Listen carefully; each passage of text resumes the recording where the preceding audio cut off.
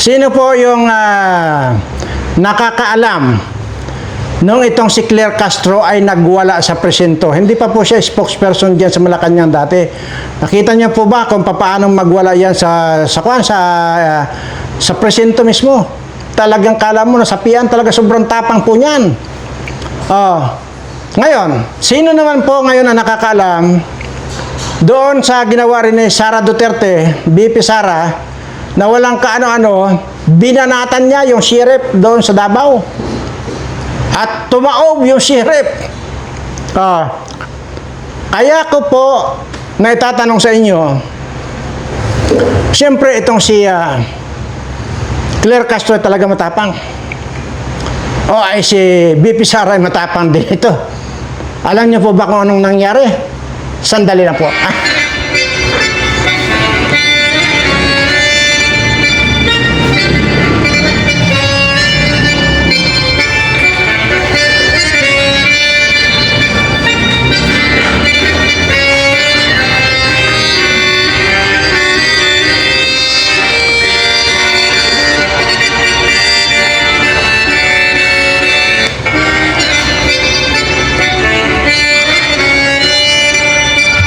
Ayan po.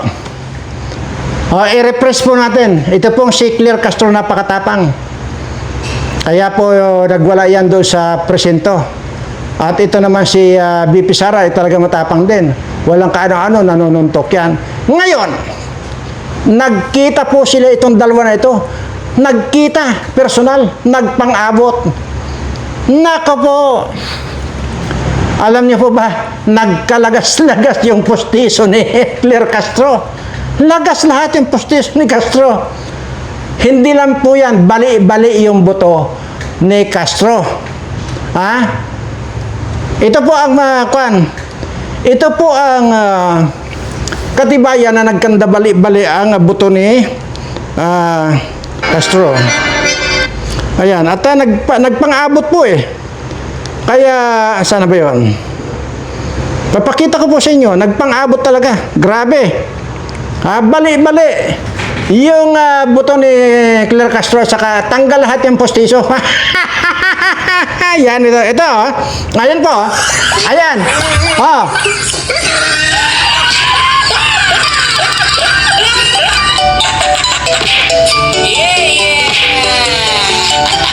Tara po.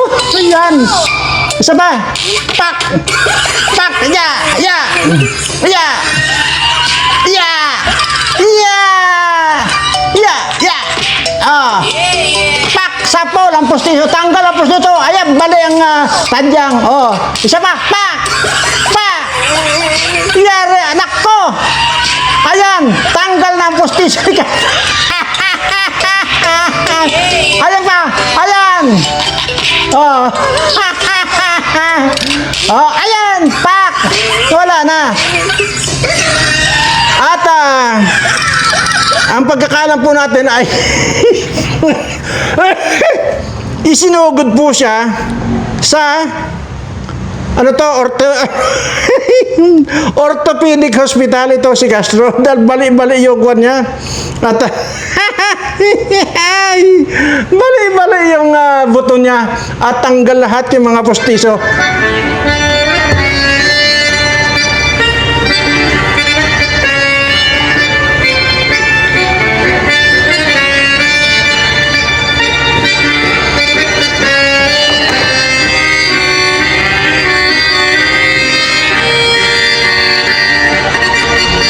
Ayan po. At bago po tayo mapunta doon sa mga hindi nagkabali-bali, ay ito na po. Yun po talagang dito, mga aasar na lang po tayo. Mga aasar na lang po tayo dito sa mga hunghang ng mga taong to. Ayan. At ayawan ko kung ano pa ba yung ating mahalagang topic ngayon. Mahalaga po itong topic natin lahat. Dahil sunod-sunod na po itong mga magnanakaw sa gobyerno, lalo na itong mga politikong ito. Sunod-sunod na po nagpapa-hospital. Itong si Kimbo, sinugod na rin po sa hospital dahil nga inaatake na rin po siya ng hika. At si Pimentel, di ba? Tingnan mo, sa dami ng pira tong animal na ito, na magnanakaw na ito, naisibat dyan sa Manila mula Surigao. At yung motor niya, yung 3 wheels na motor na nagkahulog-hulog sa bangin. Sana kasama na siya ang buwisit na matandang to. At dinala daw po dyan sa Manila. At nailipad daw po ng isang chopper. Ewan ko kung kaninong chopper, baka kanya rin po yung chopper na yon. Ganon po kayayaman itong mga hayop nito. Na ang pirang yaman na tinataglay nitong mga buwisit ito ay puro nakaw. Yan po yan. Ganon din po itong Kimbo na ito. Lahat po yan, lahat po na naging quadcom. Lahat po yan. Mga magnanakaw po yan. Itong barbers na ito, magpakita lang sa akin itong hayop na ito kung ano-ano mga sinasabi. Huwag niyong idadamay ang taong bayan ng mga buwaka ng ina nyo. Unang-una, kayo-kayo lang yan. Huwag kung pag nagsasalita kayo, huwag niyong idamay yung salitang taong bayan. Kayo lang. Huwag niyo nang isalin taong bayan dahil kailanman hindi sasali sa inyo ang taong bayan sa inyong pagiging kawatan. Isa rin yung congressman na hangiwi na hindi ko alam kung sinaniban ito ng lahat ng kademonyuhan sumanib sa kanya. Kaya nagkandang ngiwi-ngiwi yung sisindan niya. Ayan. Itong si Dilima na parang ito, hindi lang po mukhang garapata ito, mukhang tubol pa. Ito si Dilima. Si Risa,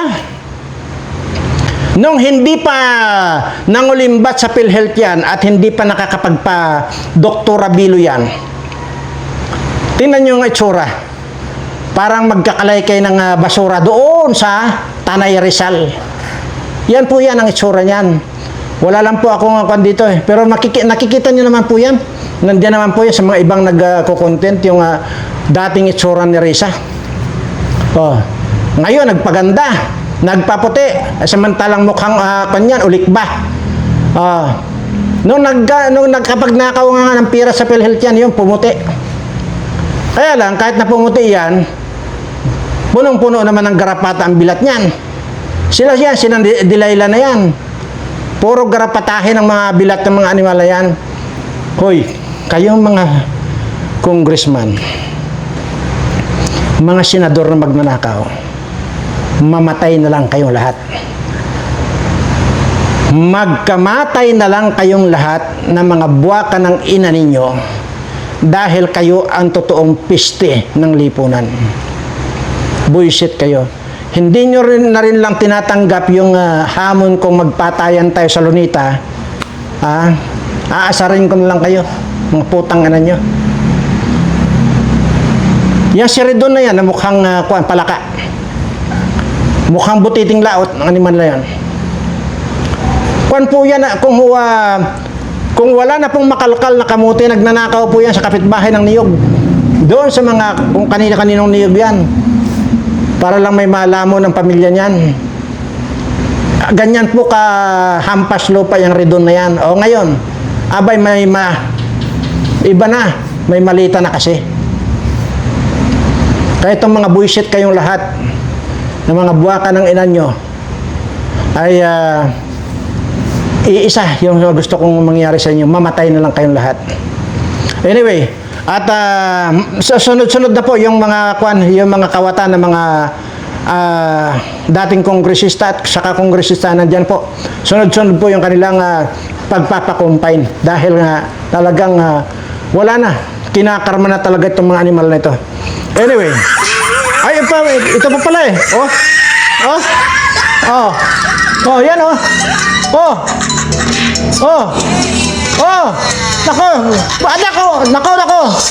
Nako. Ay, nako po. Nako yun. Ayun. Sabog ang pustiso. Ayun. Sabog ang pustiso.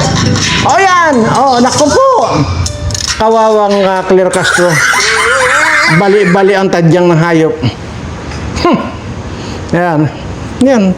Mang-asar na lang tayo ng mang-asar mga putang nan to. Ha? At ito.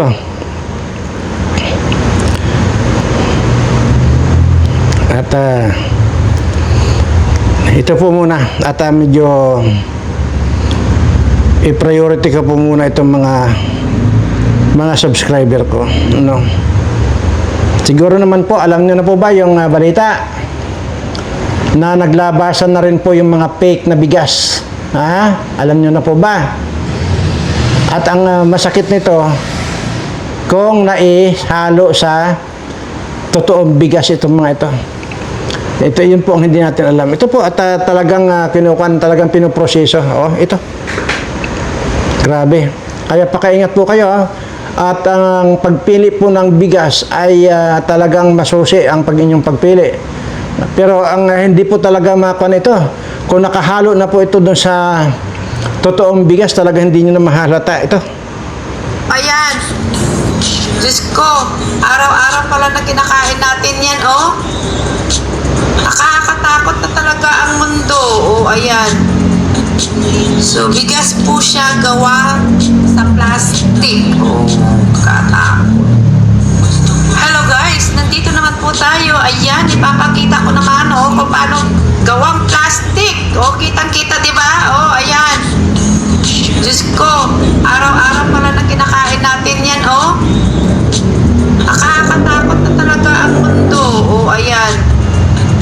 So, bigas po siya gawa sa plastic. Grabe. Katakot. Grabe, ano? Ay, nako. Hello guys. Ay, nako. Saan nga pupulutin itong ating mga itong ating mga kababayan kung ganito. Ang hirap-hirap na ng buhay, lalasunin nyo pa dahil din sa bigas sa plastic.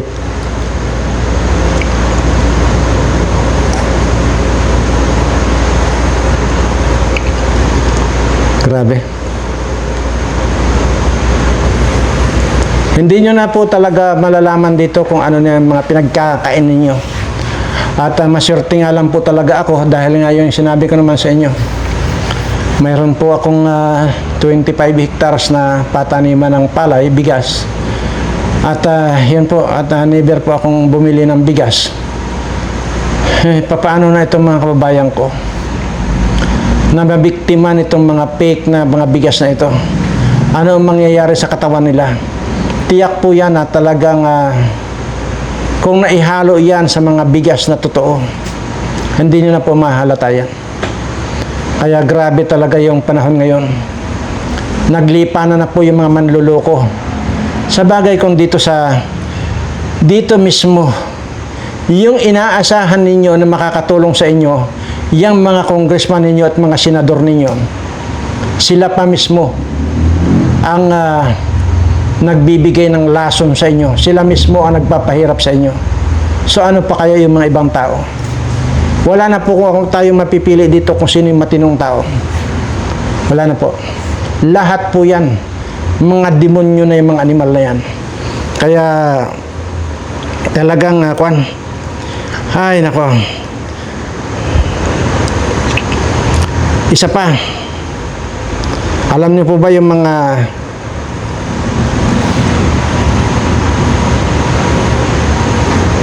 ito muna, unahin natin to.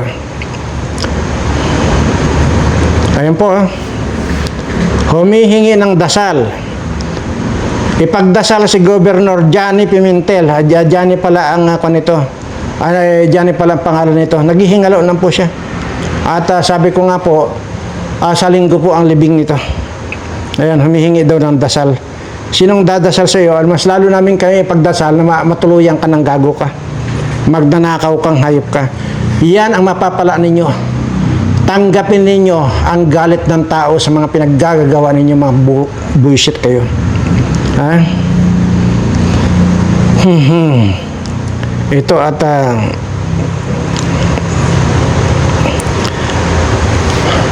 aywan ko kung pwede ko pang ito po, totoong nagbabalita ito. Ganito rin po nung bago po lumutang yung mga COVID na yan. ganito rin po, mayroong isang tao, babae at saka yung lalaki dati na daldal ng daldal. Ngayon, ito na naman po, mayroon na naman sa magkaibang tao nga lang. Ito po, Naiintindihan nyo na mga ka-curious or yung hindi curious na ang agenda nila.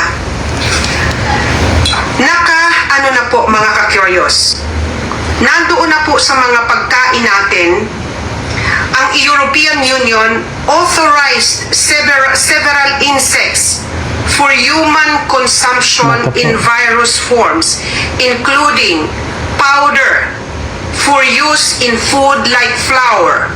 Harina ito. This includes the migratory locust, house cricket, lesser mealworm, and yellow mealworm. Diba, binalita ko rin sa inyo na ninormalize na nila at nasa batas na inilalagay na nila sa mga pagkain natin ang mga insects. Na magtataka yung hindi makakaintindi, ma'am, bakit tayo makakainin ng insect? Bakit yun ang ipapakain? Kasi nga, di ba, ilang taon na natin sinasabi na, ay, hindi. yun po.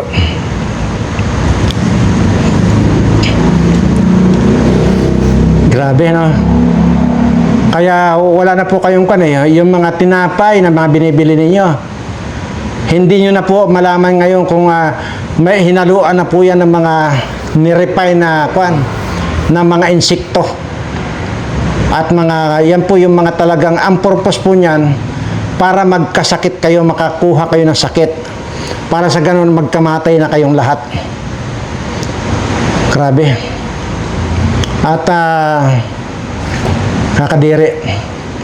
Pero yan po talaga, ang purpose po nito para bawasan yung population ng mundo. Napakarami na po ang population ng mundo.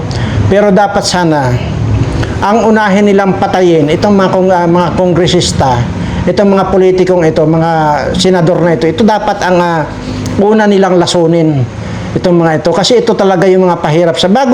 Bago sila mag-jump to ordinary citizen, yan muna unahin nila. At yan ang supplyan nila ng gatas. Sa mga gatas po ng mga powder, grabe po. Mayroon pong nakakadiri lang po. Ayoko nang ipanood sa inyo, nakakadiri talaga. Lahat po halos wala na. Wala na kayong mapiling pagkain. Hinahaluan na po nila. Yung kagaya nung pinakita ko sa inyo kahapon, yung tungkol sa manok. Na buong mundo po yan na dinilibera ng mga manok na yan. Mga frozen na chicken na yan. At yan po ay mayroong metal na pagka yan ay kinain mo, yan ang sisira sa lalamunan mo.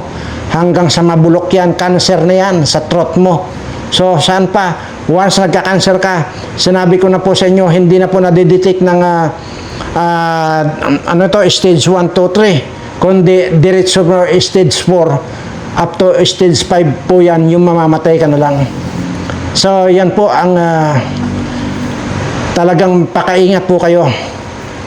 At yun po, kaya po minsan, ugaliin nyo pong panuorin. Yung inaakala nyong makakapulot kayo ng aral, yun po ang ugaliin yung panuorin. Hindi yung nagkuhan kayo, nagbase kayo sa title, tapos ngayon magko-comment kayo, magtatanong, wala pong sasagot sa inyo. Hindi ko po sasagutin yun. Lalo na kung na-discuss ko dyan sa video, hindi ko na po sasagutin kayo. At wag na kayong mag-atimpa na mag-comment pa ng kung ano-anong tanong na alam kong na-discuss dyan. Ugaliin nyo na panood sa video kung gusto nyo matuto, kung gusto nyo magkaroon ng kaalaman. Pero yung sasagutin ko kayo, no way, ayaw ko na. So, bahala kayo. Kung mamatay kayo, talagang mamatay kayo dahil nga sa katangahan ninyo. Ganun lang yan eh. Di ba? Idinidikdik ko na sa inyo, ayaw nyo pang pagporsigihan na malaman, ay wala na akong magagawa niyan. Mamamatay nga kayo. Anyway, may mga kwan pa po dito. May mga sinave pa po ako rito ng mga talaga namang kwan.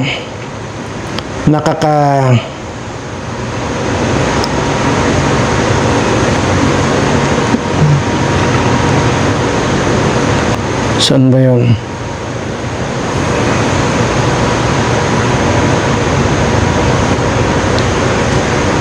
Ano ba ito? Hindi ko alam kung ano ito. Grabe ang statement na binitawan ng Iran ngayon mga kababayan. Habang tumitindi ang gera sa Middle East, sinabi ng Iran na handa sila sa mahabang labanan. Ayon kay Ali Larijani na top security official ng Iran, hindi sila ang nag-umpisa ng digmaan at ang kanilang hukbo ay nakahanda para sa mahabang gera, hindi lang mabilisang bakbakan.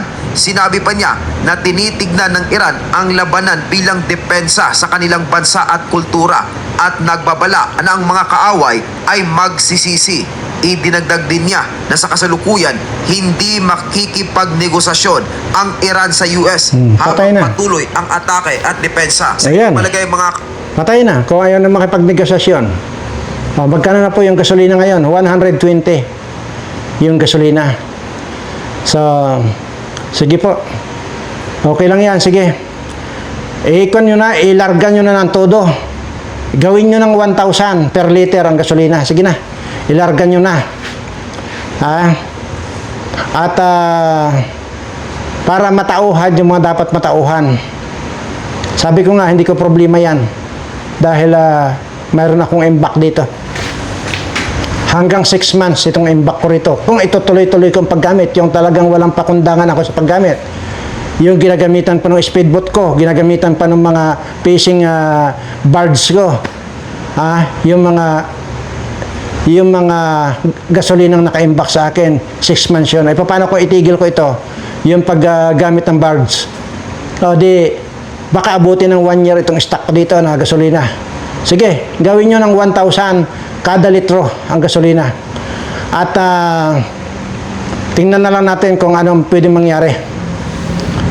Kasi mga buisit kayo eh. Sa totoo lang. Tapos, pag nag 1,000 na per litro ang gasolina, mga kababayan ko, mag-ipon-ipon na tayong lahat. Alam nyo na kung ano yung pag-iipon-ipunan natin. Ako nang bahala sa inyo. Sige na. Yung bigas,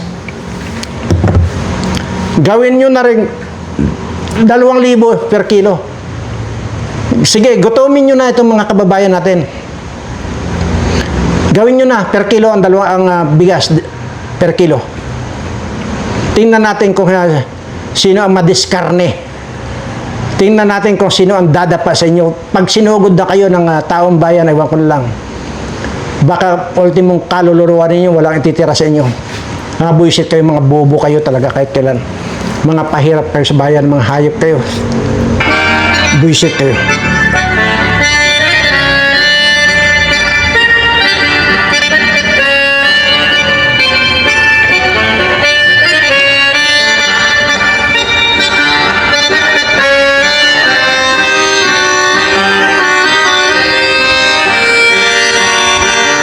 So, paminsan-minsan po ay lilibangin natin yung sarili natin at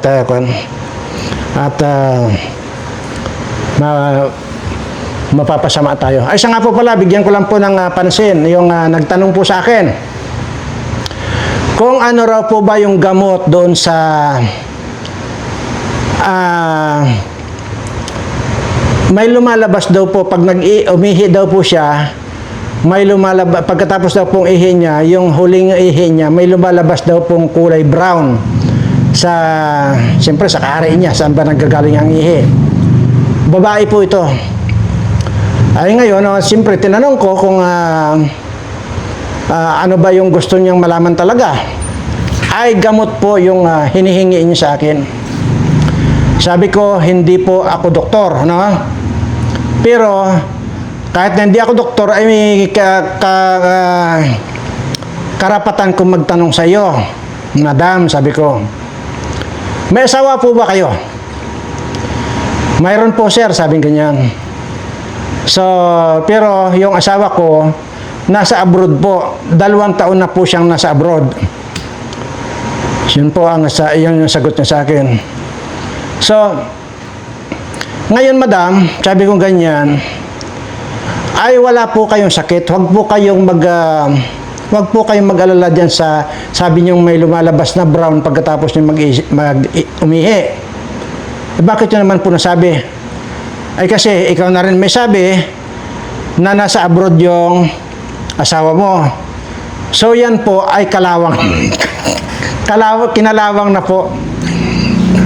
Kaya ang solusyon lang po dyan, pauwiin niyo po yung asawa niyo para malinis yan. So yun po. At natawa na lang sa akin. Pero di ba? Kahit naman sino mag-isip, 2 taon yung asawa niya sa abroad. Walang kung ano pa. Adi kinalawa. Kaya yan po. Kinukuhan ko lang po ito, hinalimbawa ko lang po ito doon sa mga nagtatanong. Marami po kasi nagtatanong, ano po ba raw ang gamot sa ganito? Hindi po ako doktor. Kagaya po nung sakwan.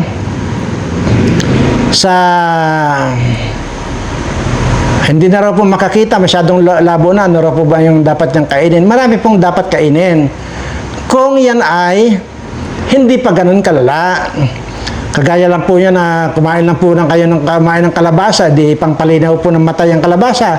Pero kung malala na po, ay ko na po yan, sa doktor na po ng mata, nyo dalhin yan para kayo rin po yung mga katarata ninyo. Yan lang po. Ganun lang po yan. So, hindi na po makukuha sa kalabasa yan. So, ganun din po yung napakarami pa po. Wag po kayong masyado umasa. Ang itinuturo ko lang po rito, yung bago pa lang kayo datnan nung ganun. Halimbawa, kagaya nun. Tingnan nyo, akala ninyo seryoso na yung babae na nagtanong sa akin na alalang-alala daw siya bakit may kulay brown daw na lumalabas doon sa kanya pagkatapos niyang umihi. Tingnan mo, hindi niya akalain na kalawang lang pala. Kalawang lang pala yun. Yung asawa lang niya makakagamot noon. Ganun lang po yan. So anyway po, at bago po tayo magbukas ay abangan po natin sa linggo, baka po ililibing na yung yung Pimentel. Tingnan, ang bilis lang nila makapag-transport dito sa Manila. Dahil nga talagang tambak sila ng pera. Anumang oras meron sila magamit ng pera pambayad sa chopper na pagdadala. Kaya pero magkakamatay po yan lahat. Lahat po yan magkakamatay. Yan sino Paduano, si Barbers, saka yung sino pa yun, itong si Abante. Nako, si Abante pala. Humaba na po ng humaba yung dila. Ibig sabihin ngayon, bumabara na sa lalamunan niya yung dila. Halos hindi na po siya makapagsalita. Magmula lang po yan nung nilapa niya yung asawa ni Barbers. Yan. So, ayan po. So, sa inyong sa lahat kayo. Itong si Luis Tro, malapit na pong ma-stroke yan. Sino pa? Lahat yan, mga yan. Magkakamatay po lahat yan. Maniwala kayo sa akin. Ayan po ang abangan ninyo. Magkakamatay lahat yan, mga animal na yan. Anyway, bago mag-init ang ulo ko ay ito lamang po ang masabi ko sa inyo sa lahat po ng aking mga subscriber. Mahal na mahal ko po kayong lahat.